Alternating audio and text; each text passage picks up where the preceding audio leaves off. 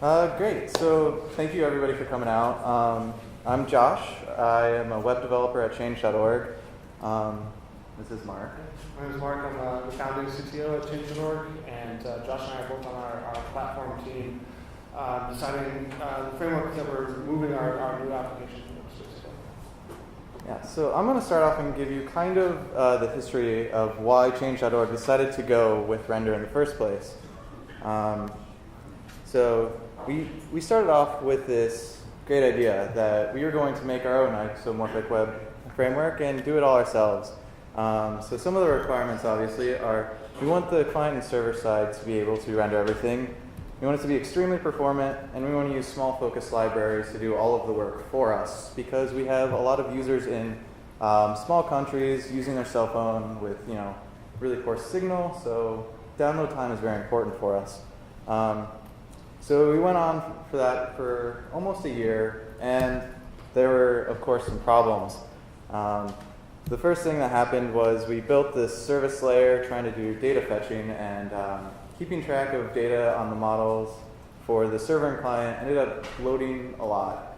We ran into a number of issues with it. So then we also had Knockout doing our two-way data binding for us, nice small focus library that can do that very well. Turns out when you have server-side rendering and Knockout then listening to differences on the model, you end up with a nice flicker on your page. That's no good. And then again with Knockout, we ended up having these view models maintaining all of our state, all of this code, and it ended up being the dumping ground for everything and anything you want to have, making it very hard to use in general. So then the last thing that really happened was everything was really complex. We had a lot of if server statements, a lot of problems just in general, and it was just hard to work with and unwieldy. And the result, what? Like, seriously, everybody was confused, even the people that wrote it. We're just like, this is rendering the client side, this is rendering the server side. Cool. The good news out of all of that is we ended up learning a lot. We were able to get Node in production, figured out rolling restarts and all of that fun. And then we also had clear requirements about what we needed to do. So from there, we had a few options. We could fix it, clean up our view models, have everything be more modular, web component based. We would then go back and fix the Knockout stuff, so it wouldn't flicker, and everything else we just kind of talked about. That's one way. Another way is just to make an Angular Backbone app, but then you have this nice loading screen, and finally, eventually, everything goes in, and that hurts SEO because it's just an empty HTML page. Nobody likes that. So another one is we could build our own framework, use AngularJS, open source it, become famous, and everybody can call it Changer.js. Sure, we could try that, but that'll take a while, and we also just kind of tried that. There's only so much that we can do, and only so much that our CTOs will let us go and toy around with new technology for. So the last choice was, why don't we look to see what's open source now? We have better definitions. Isomorphic JavaScript has been growing a lot since we first looked at it when there was nothing. We know we want something that's going to give us a cleaner, more structured, and easier to use code base. We want to be able to simplify the code. We don't want to have a whole bunch of is server everywhere. We want to be able to increase our developer velocity. Right? That was a big one for us, is that it was just hard to use. And we want to use common things that are pretty well documented, and ideally something that we could hire for. Like, nobody would know our random Knockout.js crazy isomorphic thing.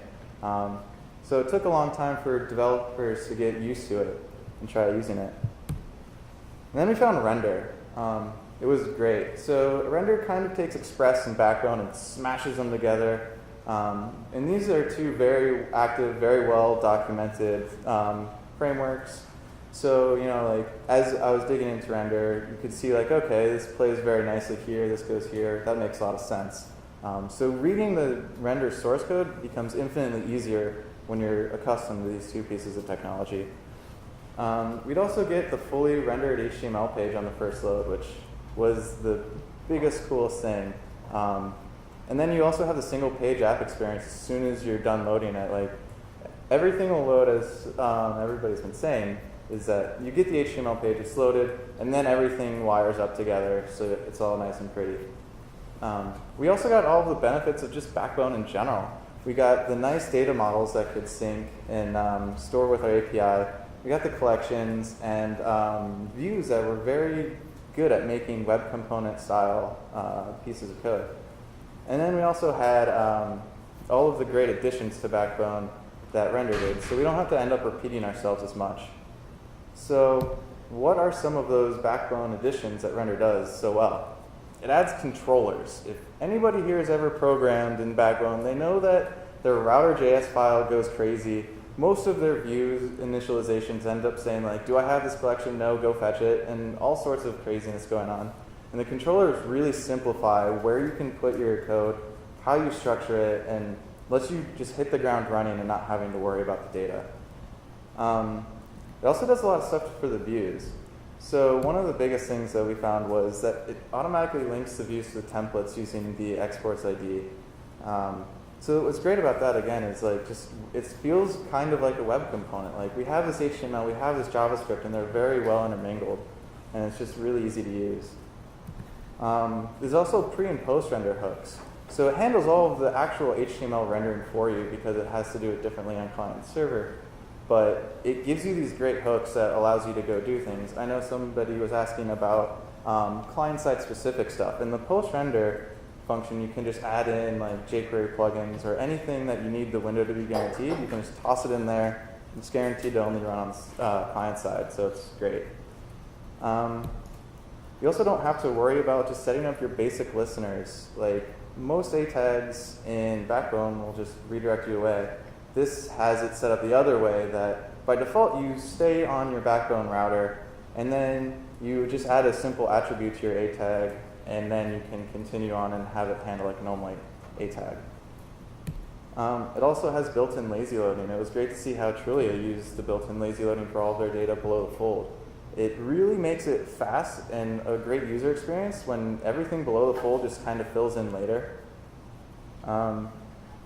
And then like the models and collections were changed a bit. Again, they needed to be able to sync client and server side, but it went beyond that. It added a client-side cache as well. So when you make a request for a model, it'll store it in a big cache in the JavaScript object so then you can easily access it later. And what's even better is that if you make a request for collections, all of those individual models will also get added to the model store, so you don't have to refetch either. And you don't even have to worry about it because it's all part of the sync method. So that's just some of the additions that are in there, and hopefully you guys can check it out. And now Mark is going to kind of talk through some of the stuff that we've done with Render and some of the things that we think are going to be useful for you as well. Thanks, Josh. So I'll start off by talking about kind of what our system looks like, and then get into a few cases of basically like some interesting situations that we figure out how to solve and like weren't immediately obvious, but that work really well for us. So this is what our system looks like.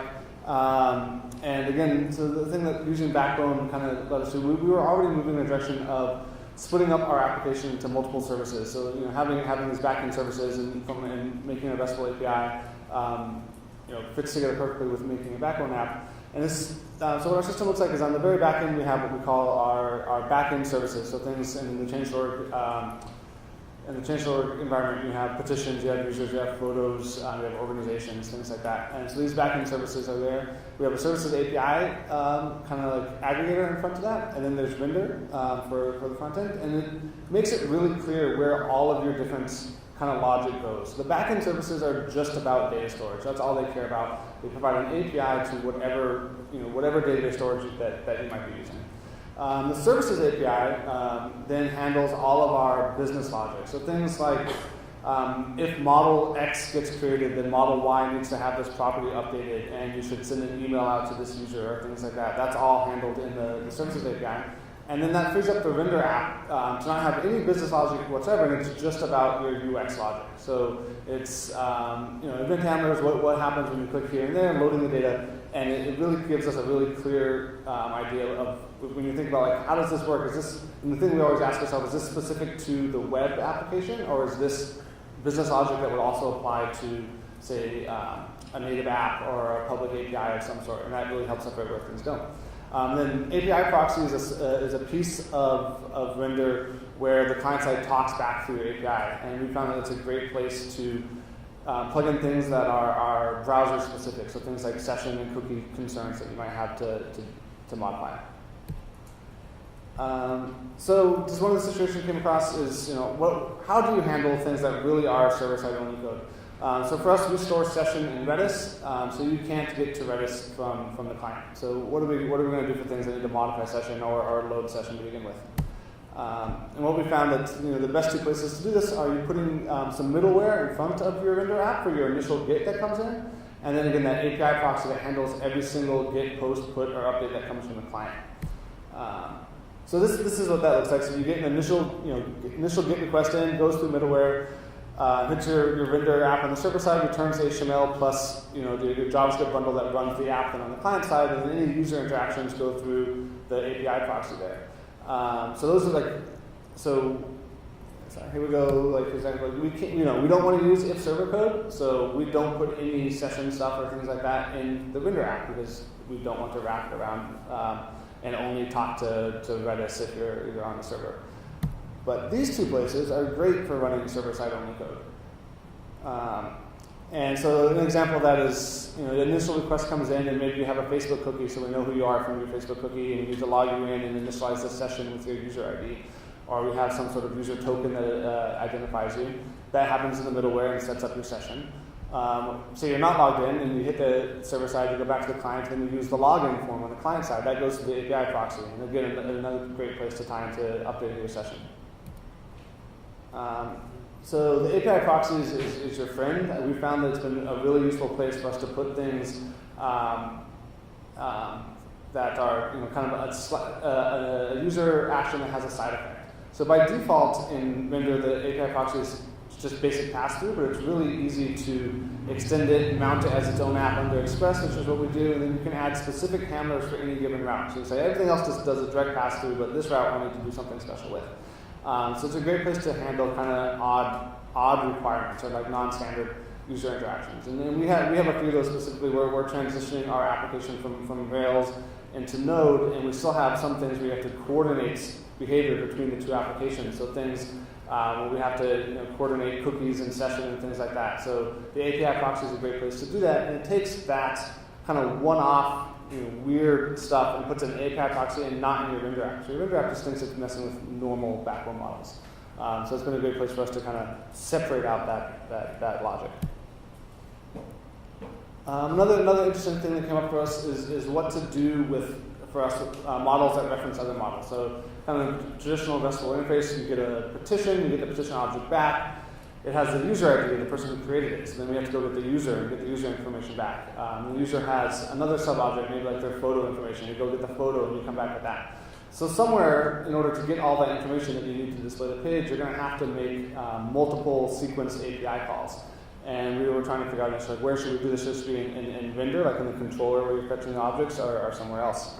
So let's say you did it in Render in the controller, which is where you set up the models that you're going to fetch for this page. And we had to do 3 different things again. So go out to get a petition. Petition comes back with the user ID. Go get the user. User comes back with the photo ID. Go get the photo. Problem with this is that's running from the browser side back to the server. So you have a lot of latency here, especially for a lot of our users who are in remote areas using a mobile phone with a bad connection. So say somebody in Thailand on a really low bandwidth, high latency connection is then going all the way back to our servers in Houston for every piece of that information there. And it makes it really difficult to cache these results because since that's on the browser, there's no way for us to have a shared cache of this information that comes back. Like a petition is pretty static. We want to cache it somewhere. Even if you're using HTTP caching in front of your petition service, we still want the app to cache it somehow. And right now, this way, there would not be a clear way to do that. So instead, this is what our services API app does. It does all of our aggregation.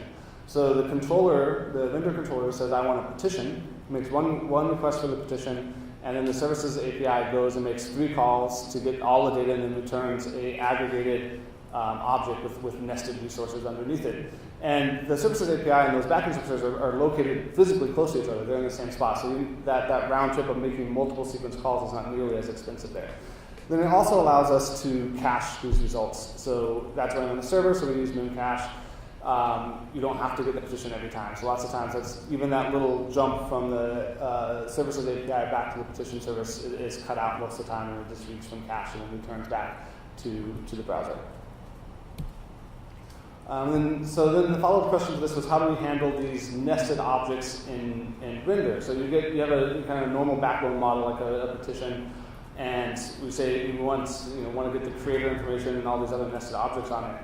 And the best place we found to do that was to use the ModelParse function, which takes the JSON response, and then inside the parse function we can say, like, now create backbone models out of each of these nested subobjects. And that really makes it clear each model is responsible for knowing what its submodels are. So instead of putting this in your controllers or somewhere else, it's more it's more specific to your own information about your own properties. And this has the benefit then of also adding each of these submodels to the client side. So when you call parse gets called on your object when it's retrieved out. Well, it didn't used to be. We made a small fix to Render so that when it's fetched out of the client side cache, it calls parse on it also.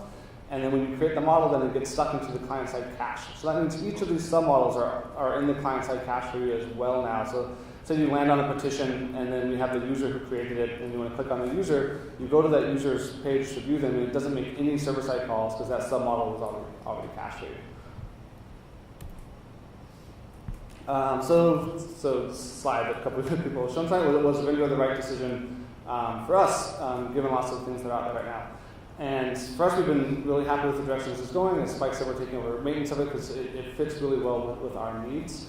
One of the big things that Josh brought up that one of our goals is something that's easy to learn and understand. It's really thin on top of Backbone, basically, and Backbone's a really well understood and maintained library that you can hire people who know Backbone and understand it.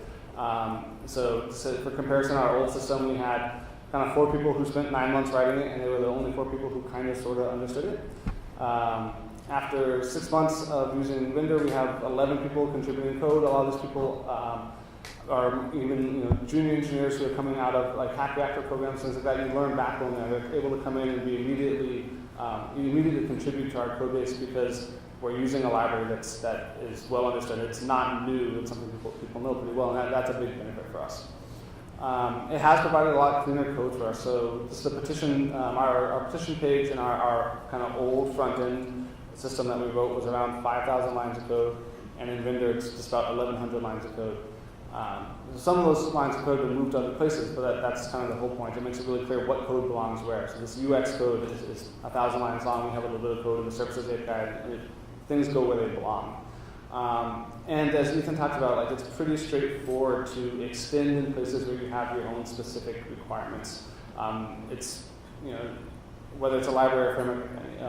To me, it's a bit closer to a library. It doesn't have too many strong opinions, and when you need to extend it, it's pretty easy to do that. And since we're taking over maintenance of it, we're actively working to fix some bugs and add some functionality. There's some edge cases around there, things that we've been working on. Want to improve the documentation on there, and we'd love to get other people's help with that. So really excited about other people trying to use Render in their own projects and contributing back. If you want to learn any more, so as Spike talked about, there's the GitHub page, Rendr'ing. There's a Google group for Rendr'ing. You can email me or Josh. Also available, you can get us at the Change Engineers at Twitter, and also Josh's Twitter handles on there as well.